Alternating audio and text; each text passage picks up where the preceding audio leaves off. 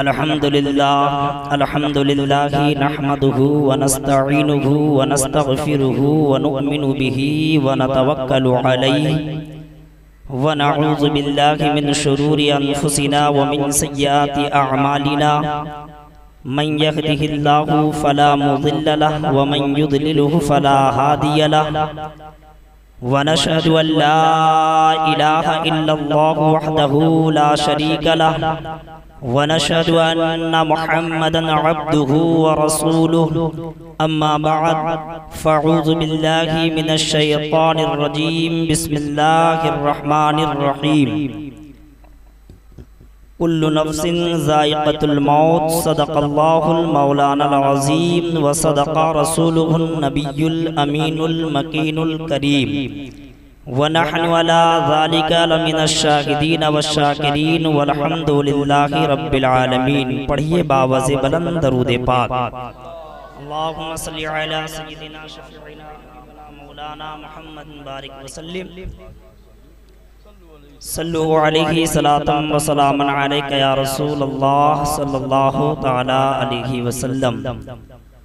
आज की शब में अल्हम्दुलिल्लाह बानी महफिल जनाब शकील साहब और उनके दोस्त अहबाब और रिश्तेदार व अकारिब मिल करके एक महफिले मिलाद खानी और बराए ईसा अलैहिस्सलाम की महफिल सजाया। अल्लाह रब्बुल इज़्ज़त की बारगाह में दुआ है कि इस पाक महफिल को कबूल फरमाकर हम तमामी लोगों के लिए ज़िंदगी व आखिरत को सवार दे, कहिए आमीन। लेकिन जब से मैं आके बैठा हूँ मैं देख रहा हूँ हमारे तमाम मदरसे के असातिज़ाए कराम और तलबा अपनी अक़ीदत व मोहब्बत की दलील पेश कर रहे हैं, लेकिन हम लोग जिस मकसद से महफिल सजाए बैठे हैं कि ईसा अलैहिस्सलाम का ज़ख़ीरा जमा करके हम अपने नामाए आमाल में नेकियां का इजाफा करेंगे और साथ ही साथ मरहूम या मरहुमा के नाम ईसा अलैहिस्सलाम करेंगे। यही हम तमामी लोगों की नीयत और अक़ीदत है। अल्लाह ताला इसको कबूल फरमाए। लेकिन इस अक़ीदत और नीयत में कहीं न कहीं खलबली और कहीं न कहीं कमी जरूर है, जिस पर मैं कुछ गुफ्तगू भी करने की कोशिश करूंगा। अल्लाह ताला सच बोलने और हक बोलने का अल्लाह ताला तौफीक दे।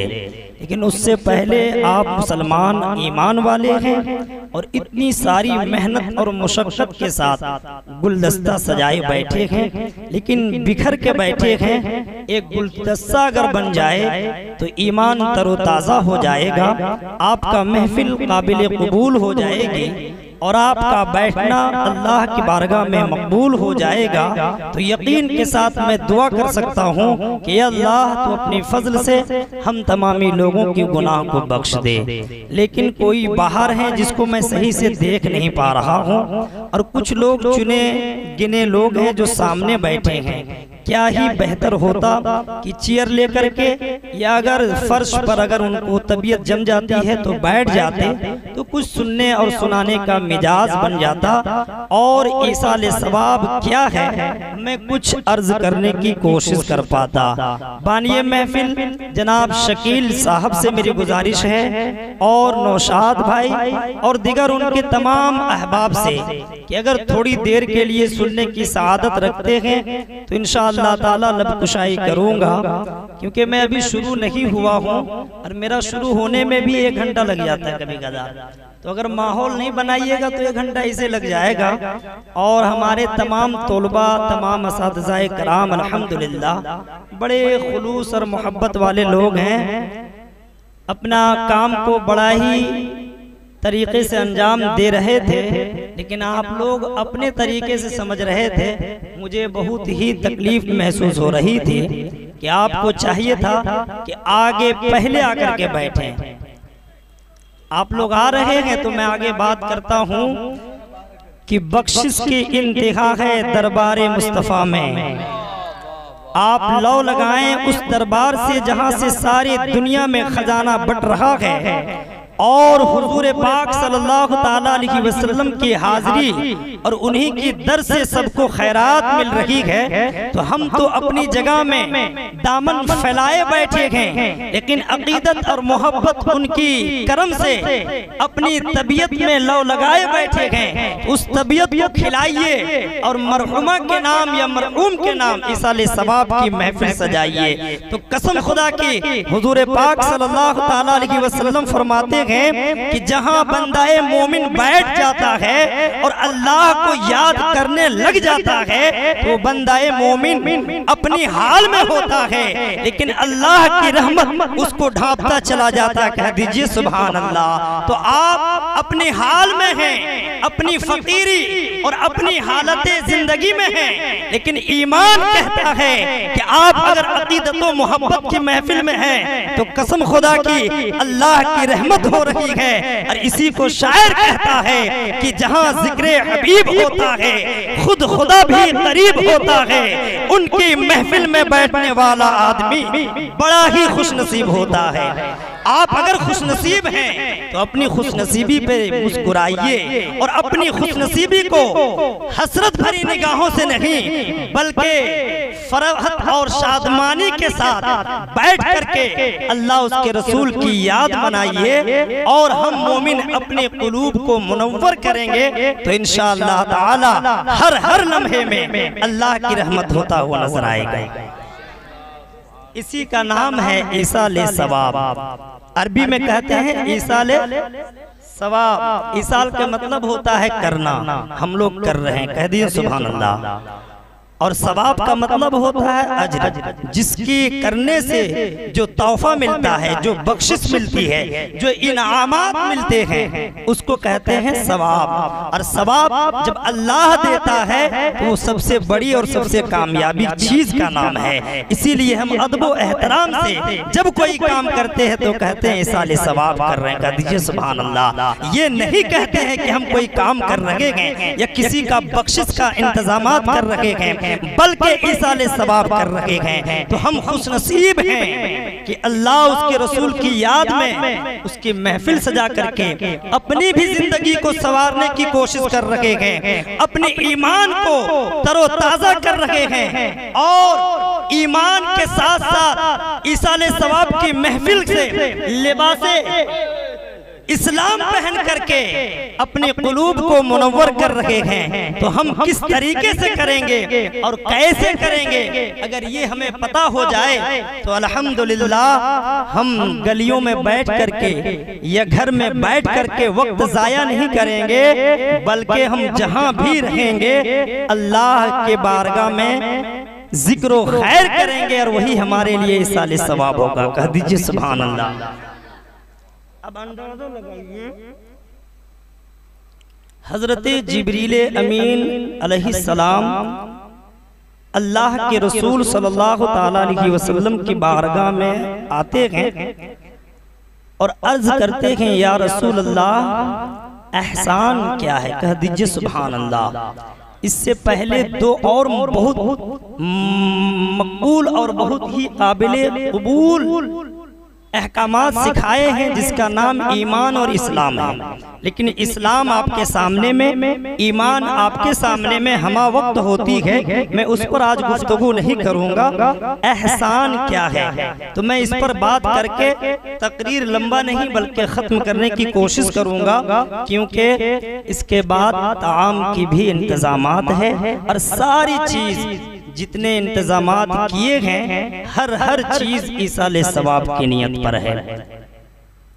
और एहसान क्या है ये समझाने की कोशिश में करता हूँ हजरत जिब्रील अमीन अलैहिस्सलाम का सहारा लेकर के। कह दीजिए सुभान अल्लाह।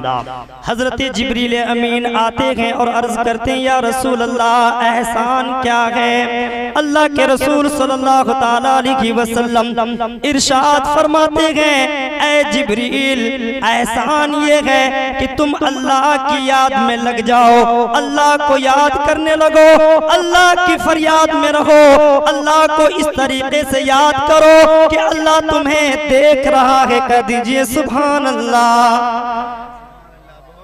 आगे अर्ज करते हैं या रसूल अल्लाह, इतना तो बहुत आसान है कि अल्लाह तो हमावक्त हर इंसान को रूए जमीन पर हर चीज को यकसा देखता है, इसमें किसी को किसी शक भी नहीं है। और हम ईमान वाले हैं, ईमान वाले को तो जर्रा बराबर भी शक नहीं है। कह दीजिए सुभान अल्लाह। और जो शक कर दिया वो ईमान से बाहर हो गया, वही काफिर और मुशरिक रह गया, वही सवाब से महरूम रह गया। हम ईमान वाले हैं, हम अकीदत वाले हैं, हम जिब्रील अमीन के गुलामी पर चलने वाले हैं, इसीलिए तो हम ईमान वाले कहे जाते हैं। अल्लाह के रसूल सल्लल्लाहु तआला अलैहि वसल्लम इरशाद फरमा रहे हैं कि अल्लाह अपने बंदे को देखता है, लेकिन एहसान का मतलब सिर्फ यही मुकम्मल नहीं होती। आगे आओ, अल्लाह की इबादत में लगे रहो, अल्लाह की फरियाद में लगे रहो, अल्लाह के हुक्म पर हम वक्त अपनी जिंदगी गुजारते रहो।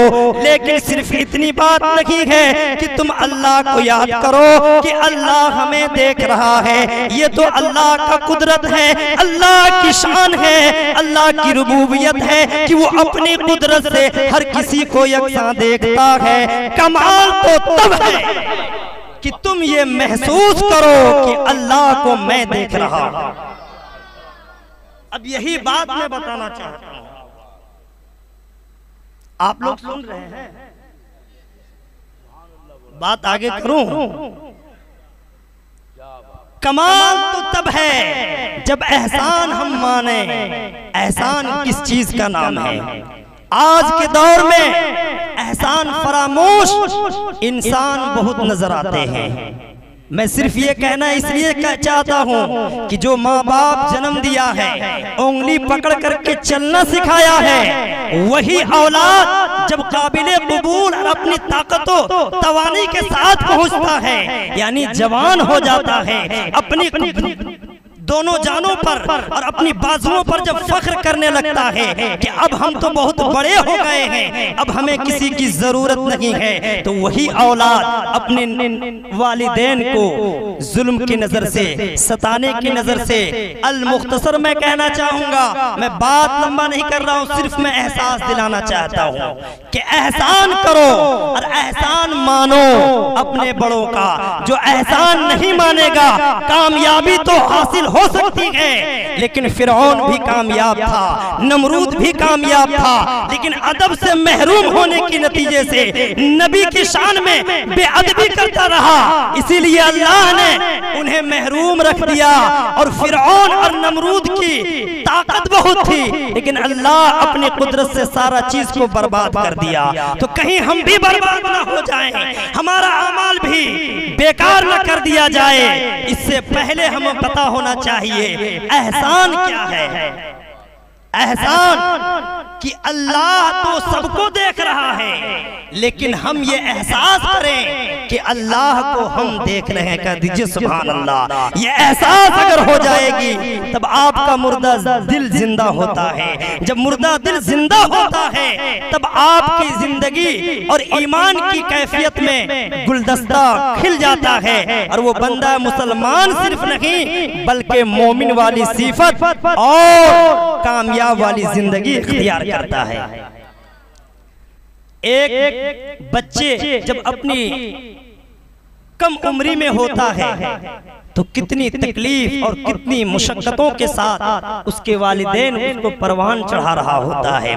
पढ़ने का इंतजाम अलग है, उसके अखराजात अलग हैं, उसकी परवरिश अलग है, उसके रहने के लिए रिहायशी इंतजामात अलग हैं। सारी कुर्बानी एक माँ और बाप मिलकर के दे रहे हैं। उलमा फरमाते हैं, बुजुर्गाने दीन फरमाते हैं कि अल्लाह तबारक व तआला एक वालिदैन को जितनी ताकत देता है उससे भी ज्यादा एक वालिदैन अपनी बच्चे की परवरिश के लिए अपनी जिंदगी को कुर्बान करता रहता है। कह दीजिए सुभान अल्लाह। इसीलिए उलमाए कराम भी फरमाते हैं, और मैं ये जुमला कहना चाहता हूँ कि अल्लाह सबसे बड़ा है। सबसे बड़ा भी अगर बोलूं तो जुर्म है मेरी शान ये जुमला कि अल्लाह के नजदीक सबसे बड़ा जुमला भी उलमाए कराम परहेज करने को कहते हैं। अल्लाह बहुत बड़ा है, यानी बहुत बड़ा, उसके जैसा कोई नहीं। सबसे बड़ा मतलब कोई है बड़ा, उससे बड़ा है, ये भी शिर्क वाली जुमले में शुमार किया जाता है। इंसान को परहेज करना चाहिए। अल मुख्तसर,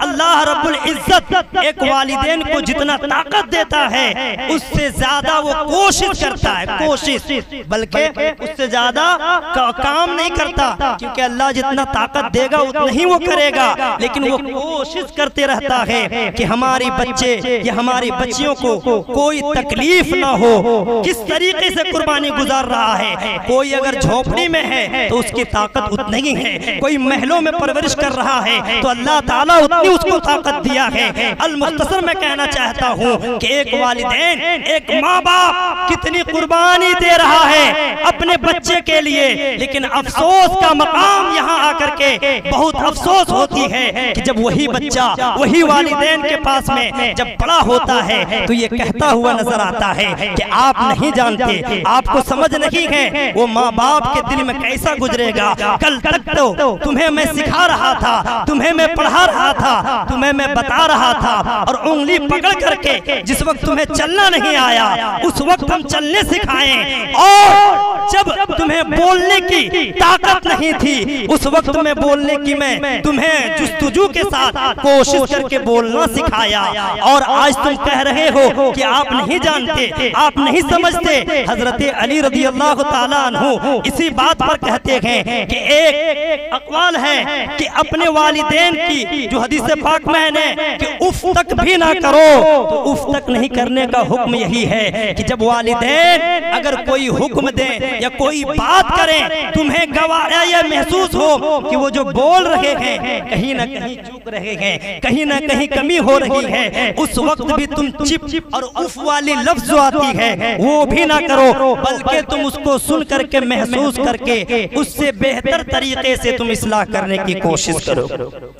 और हज़रत अली का कौल है कि जो तुम्हें चलना सिखाए, जो तुम्हें बोलना सिखाए, उनके तरफ उंगली भी उठा करके इशारा मत करो। ये है अदब है, और ये अदब जब होगी तब जाकर के खुलूस और मोहब्बत बढ़ती है, और जब खुलूस और मोहब्बत बढ़ती है तभी तो अल्लाह की रहमत होती है। जहाँ दो फर्द मुसलमान मिलते हैं आपस में और मुस्कुरा करके मिलते हैं तो कसम खुदा की अल्लाह के रसूल सल्लल्लाहु ताला अलैहि वसल्लम फरमाते हैं कि ये सिर्फ मुस्कुरा देना अल्लाह को इतना पसंद आता है कि अल्लाह रहमत के फरिश्तों को भेज करके उन दोनों की बख्शिश करवा देता। कह दीजिए सुभान अल्लाह। क्या किए, एक मुसलमान से मिल रहा है, सिर्फ मुसर्रत और शादमान की खुशी कुछ दे तो नहीं सकता, लेकिन इतना कर रहा है कि मुस्कुरा करके मोहब्बत दे रहा है और मोहब्बत ले रहा है। अगर ये चीज करता है तो अल्हम्दुलिल्लाह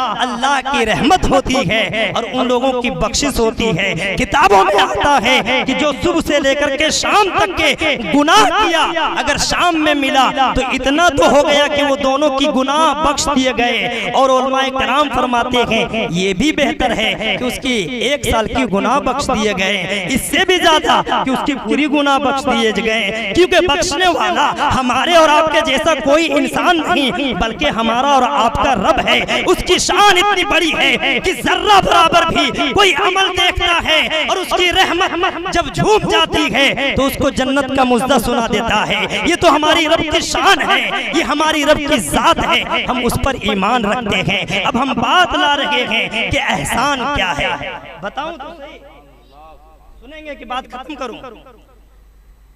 अल्लाह के रसूल सल्लल्लाहु ताला अलैहि वसल्लम इरशाद फरमाते हैं कि एहसान, हजरत जिब्रील अमीन अर्ज करते हैं या रसूल अल्लाह बताइए एहसान क्या है। अल्लाह के रसूल सल्लल्लाहु ताला अलैहि वसल्लम इरशाद फरमा रहे हैं एहसान ये है कि अल्लाह तुम्हें देख रहा है और ना ये करो कि अगर तुम इससे बड़ा और इससे कामिल जिंदगी गुजारना चाहते हो, और सबसे बड़ी कमाल की बात ये है कि अल्लाह की इबादत इस तरीके से करो कि अल्लाह को हम देख देख रहे हैं, कह दीजिए सुभान अल्लाह। आज हर इंसान, हर मुसलमान ये जानता है कि अल्लाह हमें देख रहा है, हर इंसान ये मानता है कि अल्लाह हमें देख रहा है। लेकिन सबसे बड़ी कमाल की बात तो तब है जब वो इंसान ये महसूस करने लगता है कि अल्लाह हमें देख तो रहा है, लेकिन अल्लाह की इबादत कर रहे हैं, अल्लाह को हम भी देख रहे हैं। कह दीजिए सुभान अल्लाह। अब ये एहसान का बदला एहसान हो रहा है। अब आपकी इबादत और आपकी रियाजत कबूलियत और मकबूलियत के तरफ चलेगी। और जब ये महसूस करता है बंदा और नमाज में खड़ा होता है तो फिर उसकी तबीयत कितनी लगती है? कह दीजिए सुभान अल्लाह। लगती है या नहीं? अगर ये एहसास नहीं है तो 2 रकत की नमाज जहाँ 2 मिनट लगना चाहिए वो चाहता है कि 1 मिनट में खत्म हो जाए। महसूस होता है या नहीं? आप महफिल में बैठे हैं, अगर तबीयत नहीं लगेगी तो आधा घंटे में आपके अंदर में बहुत सारी खुराफाती बात जहन में आने लगेगी। लेकिन अगर तबीयत लग रही है और ये महसूस कर रहे हैं कि हम अल्लाह की इबादत कर रहे हैं इस तरीके से कि अल्लाह हमें देख रहा है, हम अल्लाह को देख रहे हैं, तो फिर आपकी तबीयत आधा घंटा या 1 घंटे की मोहताज नहीं, बल्कि तबीयत जब तक के सैराब नहीं हो जाती तब तक के हम कोशिश करते रहते हैं। कह दीजिए सुभान अल्लाह। तो ये महसूस करने का नाम एहसान है। अब आइए एहसान के बाद मैं ये बताना चाहता हूँ कि अल्लाह रब्बुल इज्जत हम लोगों को कितनी बड़ी नेमतों से सरफराज फरमाया। कितनी बड़ी, जितनी बड़ी नेमत आप अंदाजा लगाइए, हर चीज अल्लाह की नेमत है, लेकिन सबसे बड़ी नेमत क्या है? ईमान। कह दीजिए सुभान अल्लाह। सबसे बड़ी नेमत। आपके पास दौलत है, ये भी नेमत है। आप सेहतमंद हैं, ये भी नेमत है। आप जिंदगी जो गुजार रहे हैं चल फिर करके, ये भी एक नेमत है। और आपकी जो जिंदगी है यानी रूह जो सेहत के साथ है ये भी नेमत है। लेकिन इस रूह के अंदर में जो ईमान है सबसे बड़ी नेमत है। अब इसका शुमार और इसका एहसान कैसे उतार सकते हैं? कोई इंसान एहसान नहीं उतार सकता अल्लाह की, लेकिन अल्लाह का शुक्रगुजार बंदा तो हो सकता है, क्योंकि ये हमारे और आपके ताकत में अल्लाह ताला शुमार फरमा दिया है। एक एहसान होता है, एहसान की जो वजाहत है मैं करता चलूं 10 मिनट के वक्त में, कि एहसान ये है कि हम बहुत प्यासे थे, आपने पानी पिलाया, जिस के साथ जिस हालत में जिस जगह में, अगर उसी हालत में आपने मुझे पानी पिलाया और एक वक्त आया कि वही हालत में आप भी हैं, अगर वही हालत में मैं भी आपको उसी तरीके से पानी पिला दिया तो आप एहसान का बदला उतार दिए। कह दीजिए सुभान अल्लाह। लेकिन ये हालत, ये कैफियत कभी भी किसी के साथ मयस्सर हो ही नहीं सकती, ये हालत आती ही नहीं है, लेकिन कोई एहसान उतार नहीं सकता। इसीलिए हम लोग अपने जुमले में कहते हैं कि एहसान करो और एहसान फरामोश मत करो, क्योंकि कोई एहसान उतार नहीं सकता, लेकिन एहसान फरामोश करके क्या करता है? वो जाया कर देता है। लेकिन अल्लाह रब्बुल इज्जत का एहसान कोई कैसे उतार सकता है? अल्लाह ने इतनी बड़ी नेमतों से सरफराज फरमाया, जिसकी एक एक नेमत को आप गिनेंगे तो अल्हम्दुलिल्लाह गिनते चले जाएंगे, पूरी जिंदगी खत्म हो जाएगी, आप उसकी शुमार नहीं कर सकते अल्लाह की नेमतों का। इसीलिए कुरान पाक में इरशाद फरमाया, फबिअय्यि आलाई रब्बिकुमा तुकज़्ज़िबान, कि अपने रब के तुम कौन कौन सी नेमत को झुटलाओगे, कभी भी उसकी नेमत को शुमार नहीं कर सकते। अल मुख्तसर में कहना चाहता हूँ कि एहसान और अल्लाह की नेमत का शुक्रगुजार हम बन सकते हैं, एहसान का बदला नहीं उतार सकते, और अल्लाह का शुक्र हम बंदा बन सकते हैं। शुक्र ये है कि हम जिस तरीके से अपने वालिदैन की याद में बैठे हुए हैं, अपनी मरहूमीन वालिदैन के नाम पर महफिल सजाए बैठे हैं उनको हम याद करते हैं और जिंदगी में कहते हैं कि हमारे वालिदैन का दिया हुआ चीज है, हमारे वालिदैन ने ये काम करके किया है जिससे आज मुझे फायदा पहुंच रहा है, ये आप कर रहे हैं। ये जिक्र हो रहा है किसका? आपके वालिदैन का, आपके आबाओ अजदाद का। इसमें सवाब और इसमें शुक्र नहीं है, इसके अल्लाह का नहीं, बल्कि अपने वालिदैन का शुक्रिया अदा कर रहे हैं। उसी तरीके से अगर आप अपने रब का शुक्र अदा करते हैं कि अल्लाह ने हमें जिंदगी दी है, अल्लाह ने हमें ताकत दिया है, अल्लाह ने हमें इतना दौलत दिया है, और दौलत के साथ साथ सबसे बड़ी नेमत अल्लाह ने हमें ईमान दिया है, और ईमान का सबसे बड़ा लिबास है इबादत। कह दीजिए सुभान अल्लाह। और इस इबादत में सबसे अफजल इबादत है नमाज। कह दे सुभान अल्लाह। जब हम अदा करते रहेंगे अल्लाह का शुक्रगुजार बंदा बनता हुआ नजर आएंगे। और अगर ये अमल हम करते रहेंगे तो आज तो शकील भाई अपने वालिद के नाम पर ये कह रहे थे कि मेरे वालिदैन और वालिद का बहुत बड़ा एहसान है कि ये जगह दिए और बहुत अच्छा काम किए कि हमको इतनी बड़ा इंसान बना करके हमें अच्छी तरबियत दी। अल्लाह का शुक्र है कि हर माँ बाप अपने वालिद अपने बच्चों को और बच्चियों को अच्छी तरबियत से नवाजे। अल्हम्दुलिल्लाह ये बच्चों की हक है और माँ बाप का हक ये है कि वो बच्चा अच्छा इंसान बन करके अच्छी तरबियत वाला और बेहतरीन इंसान बन करके अल्लाह उसके रसूल की गुलामी वाला पट्टा डाल करके जिंदगी गुजारता है। तो ये वालिदैन का हक अदा होता है। किस तरीके से कि अगर जिंदगी में मलाल नहीं है कि आप उसका हक अदा कर पाए या नहीं, अगर आप अच्छे अमल के साथ अच्छी जिंदगी गुजारते रहेंगे उसी का नाम तो सवाब है, उसी का नाम तो है करना। और आप करते रहेंगे, इतनी बड़ी महफिल सजाएंगे तो भी सवाब मिलेगा, 2 4 5 डे खाना खिलाएंगे तो भी सवाब मिलेगा, उलमाए कराम को बुला करके उसको नजरों नियाज देंगे उसमें भी सवाब मिलेगा। लेकिन ये हर इंसान के लिए जरूरी नहीं है कि हर इंसान कर पाए, महफिल सजा पाए, लेकिन आका की उम्मती होने का शर्फ तो है, अल्लाह का बंदा होने का हक तो है। अगर वो अपनी जिंदगी में इतना तो कर सकता है कि नेक अमल करता रहे, अल्लाह की रजा और अल्लाह की रजा हासिल होने वाली इबादत में लगा रहे, कसम खुदा की वो नमाज पढ़ता हुआ नजर आएगा, अल्लाह का शुक्र अदा करता हुआ नजर आएगा, माँ बाप के नाम पर इसाले सवाब होगा, रोजा ये रखेगा,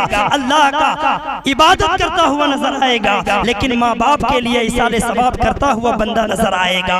अल मुख्तसर वो अपनी जिंदगी में जो काम करेगा, काम तो वो करेगा लेकिन रब की रजा के लिए करेगा। अब वो रब की रजा के लिए अपनी जिंदगी कुर्बान कर रहा है, उसको भी सवाब मिल रहा है, उसको भी जिंदगी मिल रही है, रब का शुक्र भी अदा हो रहा है, और साथ ही साथ अपने आबाओ अजदाद के लिए नेक साले औलाद के तरफ से सदका जारिया भी अदा करता हुआ नजर आ रहा है।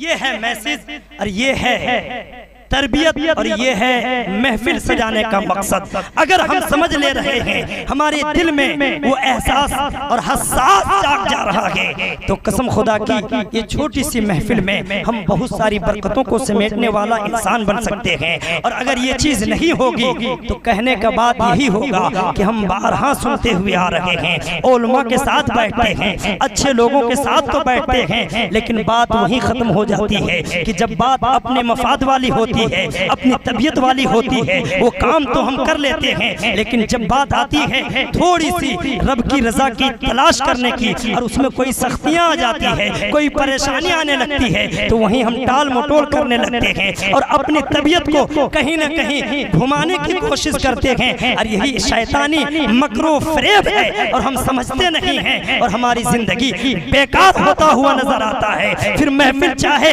हजारों करते रह जाएं, चाहे नमाज पूरी जिंदगी पढ़ते रहें और उलमा की सोहबत हमेशा गुजारते रहें, लेकिन ये अगर आपकी तबीयत से दूर नहीं होगी तो फिर सब बेकार है। और बात यही कहने पर आएगा कि तूफाने नूह लाने से ऐ चश्म क्या फायदा, तूफाने नूह लाने से ऐ चश्म क्या फायदा, 2 बूंद ही काफी है गर असर कर जाए, 2 बूंद ही काफी है हमारी और आपके लिए जो हमारी ईमान को तरोताज़ा कर दे, हमारी ईमान को एक नई जिंदगी बख्श दे। अल्हम्दुलिल्लाह मैं रब की बारगाह में दुआ करता हूँ कि आज की महफिल से हम तमामी लोगों को, छोटों को बड़ों को एहसान क्या है इस पर जिंदगी गुजारने की कोशिश करने की तौफीक रफीक अता फरमाए, और इस महफिल से हम तमामी लोगों को तीनों दुनिया की नेमतों से अल्लाह ताला माला माल फरमाए, और हम तमामी लोगों की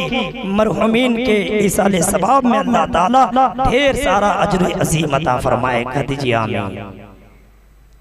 बात मुकम्मल हो रही है और आप इत्मीनान से सुन रहे हैं, तबीयत बहाल है ना? मैं बात रखूं आगे? माशाअल्लाह, सुभान अल्लाह। ये हो गई जिक्र की बरकत कि अभी हम लोग सोच रहे थे वक्त 10 से 10:30 बजे तक खत्म करना है, और अल्हम्दुलिल्लाह अल्लाह का शुक्र है, कोशिश मैं किया, अल्लाह कामयाबी अता फरमाई कि सारी बात को जो बिखरा हुआ था चारों तरफ समेट करके कम वक्त में मैं रख दिया हूँ। लेकिन अगर तबीयत बहाल हो रही है तो यही तो हम लोगों की ईमान की असल सिफत है जो बका है और कामयाब है। कह दीजिए सुभान अल्लाह।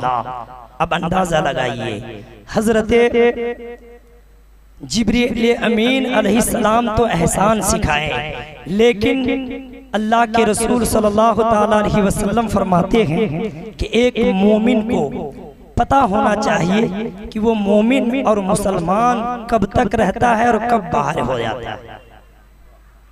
एक इंसान हमेशा रह सकता है, लेकिन एक ईमान और मोमिन की जो सिफत होती है वो कब और कितना देर उसके पास रहता है, अगर ये पता चल जाए थर्मामीटर, तो एक इंसान, एक मुसलमान बहुत कामयाब हो जाएगा। और जिसको पता चल गया है वही तो कामयाब हो गया है। कह दीजिए ना सुभान अल्लाह।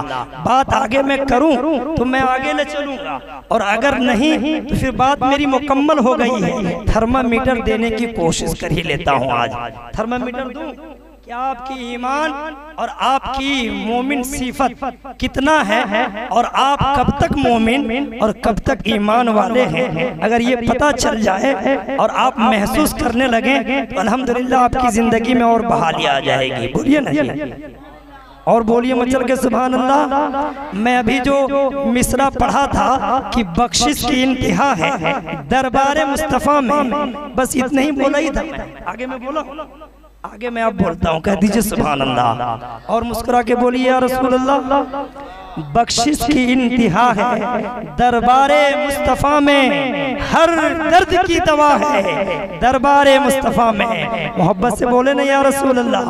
अगर दर्द है तो मचलते रहिए, दवा मिलता रहेगा, और जब दवा की जरूरत है और मुस्कुराते रहेंगे तो रसूल पाक सल्लल्लाहु ताला अलैहि वसल्लम की शान है, हम जैसे गुनहगार का ईमान है कि अल्लाह के बाद अगर कोई मदावा करता है, अल्लाह तो सबसे बड़ा, बहुत बड़ा मददगार है, वही हकीकी है और वही मददगार है। इसीलिए तो हम कहते हैं इय्याका नअबुदु व इय्याका नस्तईन। ए अल्लाह, हम तेरी ही इबादत करते हैं और तुझी से मदद तलब करते हैं। ये अल्लाह की शान है। लेकिन अल्लाह ने अगर किसी को अगर अपने बाद मददगार पैदा किया है तो वो रसूल पाक सल्लल्लाहु ताला अलैहि वसल्लम है। उनकी खैरात मिल जाए, उनके दर की हाजिरी हो जाए, उनके दर की बरकतें महसूस कर लें तो अल्हम्दुलिल्लाह हम माल हो जाएंगे। तो बख्शिश की इंतहा है दरबार मुस्तफा में, हर दर्द की दवा है दरबार मुस्तफा में। और लालों को हर से बढ़कर है कीमती वो आंसू, आंखों से जो गिरा है दरबार मुस्तफा में, आंखों से जो गिरा है दरबार मुस्तफा में। तो थर्मामीटर में देख करके बात को मैं खत्म करूंगा। थर्मामीटर क्या है आप महसूस कीजिए। एक इंसान, एक मोमिन की सिफत बता रहा हूं, है ना, कि एक इंसान के पास उसके जेब में 5 रुपये या 10 रुपये हो, गौर से सुन रहे हैं, मेरी बात को सुनिएगा गौर से। तो अल्हम्दुलिल्लाह आपको आज थर्मामीटर दे दूंगा। अगर नहीं सुनेंगे तो थर्मामीटर तो दूंगा, लेकिन उसको समझ नहीं पाइएगा। जैसे एक तबीयत खराब होती है तो डॉक्टर के पास जब हम जाते हैं तो क्या होता है, थर्मामीटर ही होता है ना कि बुखार कितना है, ज्यादा है या कम है। अगर ज्यादा है तो दवा की जरूरत है, अगर ज्यादा नहीं है तो फिर दवा की जरूरत नहीं होगी। और उसी तरीके से अगर आपको दवा की जरूरत है तो बेहतर तरीके से बैठे हैं, बस फैलाए बैठिए, जरूर मिलेगी। और अगर नहीं है तो फिर बेकार हो जाएगा। तो मैं कहना ये चाहता हूं कि हमारी तबीयत खराब होती है तो हम डॉक्टर के पास जाते हैं, हम हकीम के पास जाते हैं, फिर वो महसूस करता है, हाथ पकड़ करके बताता है कि बुखार कितनी है, आपकी तबीयत कितनी खराब है, आपका मिजाज कितना खराब है। और अगर नहीं तो फिर वो बता नहीं सकता। आप फोन पर कहेंगे डॉक्टर साहब मेरी तबीयत बहुत खराब है, तो वो यही कहेगा आप थर्मामीटर लीजिए, उसको लगाइए, पता चल जाएगा, या फिर मेरा चेम्बर में आइए, आपको मैं बता दूंगा। तो अल मुख्तसर ये दुनियावी थर्मामीटर होता है जिससे हम महसूस करते हैं कि हमारी तबीयत कितनी खराब है। उसी तरीके से एक इंसान की फितरत होती है कि जब उसके पास 5 रुपये या 10 रुपये हो तो उसको फिक्र और लाहक नहीं होती। वो बाजार में जा रहा हो या रास्ते में गुजर रहा हो या कहीं भी बैठा हो, उस 5 रुपये या 10 रुपये की फिक्र नहीं है। नहीं फिक्र है, बताइए। वो रुपया है ना भाई, लेकिन हम इस महसूस में रहते हैं कि इसकी बहुत ज्यादा जरूरत नहीं है और हमें फिक्र नहीं होती। लेकिन यही थोड़ी सी दूसरे रुख को लीजिए कि उसी जगह में आपके थैले में या आपके जेब में अगर 5 लाख रुपया हो या 10 लाख रुपया हो, अब आपका जहन में और आपकी फिक्र में कितनी कशमकश वाली बात होगी कि आप जिस जगह पे रहेंगे, आप रहेंगे तो उस जगह पे, लेकिन फिक्र थैले पे होगी, फिक्र आपकी जेब में होगी कि न जाने कोई लुटेरा आएगा और हमारा माल जाय कर देगा, न जाने हम गफलत अगर करेंगे तो हमारा चीज बेकार हो जाएगा। होगा या नहीं? आप मोहब्बत से तो बोले। आप इस तरीके से देख रहे हैं कि मैं वक्त ज्यादा ले रहा हूँ और आप भूखे बैठे हैं और मुझे घूर घूर के देख रहे हैं। थर्मामीटर देने की कोशिश कर रहा हूँ, कसम खुदा की। अल्लाह के रसूल सल्लल्लाहु अलैहि वसल्लम की दरबार में सहाबा कराम ने सारे मसले का हल ही कर दिया है। हम तो सहाबा की जिंदगी को पढ़े तो सही, उसकी जिंदगी को सुने तो सही। अगर हम उसको पढ़ेंगे, हम उसको सुनेंगे तो हमारी जिंदगी भी आसान होगी। लेकिन मकसद ये होता है कि हम ईमान तो रखते हैं लेकिन पढ़ते हैं जमाने लोगों को, हम सुनते हैं जमाने लोगों को, तो हालात यही होती है कि जिस तरीके से वो परेशान है, जिस तरीके से वो लोगों को परेशान कर रहा है, वही हालात हमारे साथ होती है। अगर परेशान है तो हम भी परेशान हो रहे हैं, अगर परेशान कर रहा है तो हम भी सीख जाते हैं कि परेशान कैसे करना है। तो कैसा गोया की बात यही होती है, जैसी करनी वैसी भरनी, जैसा बोओगे वैसे ही तो फसल काटोगे। तो सहाबाए कराम ने फसल को पहचाना है, फसल को बोने का तरीका भी जाना है और नबी पाक सल्लल्लाहु अलैहि वसल्लम की सीरत को बहुत लुत्फ के साथ लिया है। इसीलिए तो वो कामयाब मोमिन और मुसलमान बनता हुआ नजर आया है। और किसी का और किसी को शक ही नहीं है कि वो जन्नती नहीं है, कोई बोल नहीं सकता। लेकिन मैं दावे के साथ आपको कह सकता हूं,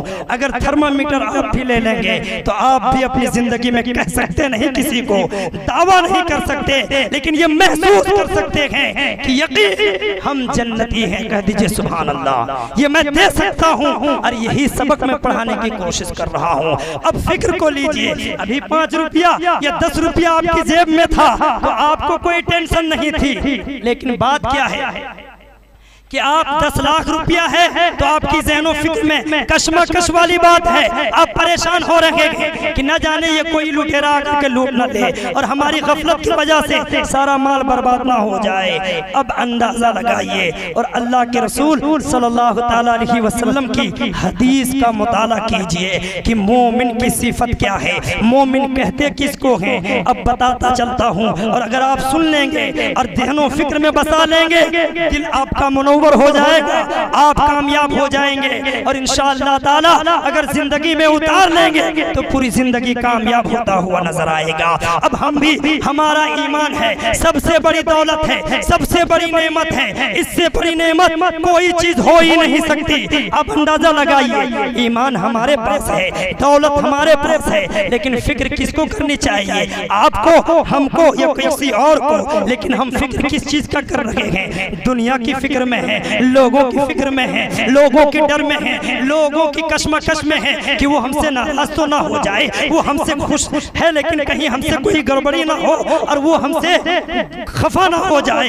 अल मुख्तसर में कहना चाहता हूँ कि हम जब मस्जिद में जाते हैं तो नमाज हम पढ़ते हैं लेकिन तबीयत लगती नहीं है। हम महफिल में बैठते हैं तो हमारी तबीयत लगती नहीं है। उलमा की बात हम सुनते हैं लेकिन तबीयत लगती नहीं है। मतलब ये हुआ है कि ईमान है लेकिन बीमार हो गया है। आप ईमान रख रहे हैं लेकिन बीमार हो गए हैं। अब आपको अच्छे तबीब की जरूरत है, आपको आज अच्छे हकीम की जरूरत है, लेकिन हम जाते किधर हैं? हम दुनियादार हैं, दुनियादार लोगों के पास जाते हैं और उसके पास जा करके मदावत तलाश करते हैं, उससे हम इत्मीनान तलाश करते हैं, उसको हम यही कहते हैं कि हम परेशान हैं, हमारी तबीयत नहीं लग रही है, हमें बताएं तो सही करना क्या होगा। अब वो कम कमा रहा है और कमाने की रास्ता बता रहा है। अब आपको दुनिया में और उलझा रहा है, दुनिया की फिक्र दे रहा है कि आप ये कर लें, आप वो कर लें। अल मुख्तसर दुनिया में डूबता हुआ चले जा रहे हैं। लेकिन सहाबाए कराम के ईमान का तकाजा और उनके अंदाज को महसूस कीजिए कि अल्लाह के रसूल सल्लल्लाहु अलैहि वसल्लम के बारगाह में बैठ करके दर्स ले रहे हैं। या रसूल अल्लाह, ईमान और मोमिन की सिफत क्या है? तो यही बता रहे हैं कि जब तुम्हारी तबीयत में गड़बड़ी होने लगे, यानी कि दिल न लगने लगे, तो अंदाजा लगाओ कि तुम्हारी तबीयत खराब हो गई है, तुम्हारा ईमान कमजोर हो गया है, तुम्हारा ईमान अब ज्यादा नहीं है। अगर ये महसूस करो कि हम जब नमाज पढ़ते हैं तो तबीयत झूमने लगती है, अल्लाह उसके रसूल की बात सुनते हैं तो तबीयत लगने लगती है, कुरान की तिलावत सुनते हैं तो और लुत्फ आने लगता है, हम किसी से नाते नबी सुनते हैं तो हम मचलने लगते हैं। तो कसम खुदा की, सच्चे दिल में अगर दिल से आपका आवाज दे रहा है तो सबसे बेहतर कामिल मुसलमान आप ही हैं और मोमिन वाला सिफत आपके अंदर में है। अगर रियाकारी मक्कारी होगी तो आप चाहे जितना भी कर ले फिर वही हाल होगा कि माल तो है लेकिन आपको फिक्र नहीं है, कोई लाहक नहीं है और आप अपनी जिंदगी को सिर्फ रस्मन बेकार करता हुआ नजर आ रहे हैं। तो थर्मामीटर ये है कि हम मुसलमान हैं, हम ईमान रखते हैं, अल्लाह की मोहब्बत, अल्लाह के खौफ दिल में बसाएं और एहसान के साथ अमल में लग जाएं। तो कसम खुदा की, आप उस थर्मामीटर के साथ अपने इलाज को हमेशा करते रहेंगे और आप कामयाब होता हुआ नजर आएंगे या नहीं? कह दीजिए इंशाअल्लाह ताला। और जहाँ रहें इबादत अल्लाह की करते रहें और अल्लाह की इबादत ये है कि अल्लाह को महसूस कीजिए कि अल्लाह को हम देख रहे हैं और अल्लाह ये अगर ना हो सके तो ये महसूस कीजिए कि अल्लाह हमें देख रहा है। अगर ये है तो इसी का नाम ईमान है और इससे ज्यादा करते रहेंगे तो आप इस्लाम और ईमान में रहेंगे, आप कामयाब होता हुआ नजर आएंगे और आपकी जिंदगी और आखिरत संवरता हुआ नजर आएगा। व आखिर दावाना अनिल हम्दुलिल्लाहि रब्बिल आलमीन। जहाँ भी रहें अल्लाह की बारगाह में दुआ है, शाद रहें, आबाद रहें और यूं ही हमेशा हम आपस में मिलते जुलते रहे। और मदरसा नूरिया जियाइया आपकी बगल में है, ये बच्चा, ये तोलबा आप देख रहे हैं, बहुत ही मेहनत और बहुत ही कोशिश के साथ इस हाल तक हम लोग पहुँचे हैं। आप लोग अगर दुआ फरमाएंगे, दुआ करेंगे, ये भी एक सदका जारिया और नेक अमल का जरिया है, अल्लाह ताला कबूल फरमाएगा और मदरसे को तरक्की होगी, अल्लाह आपको भी कामयाबी अता फरमाए। खड़े होइए और सलातो सलाम पढ़ लीजिए। अस्सलामु अलैकुम व रहमतुल्लाह।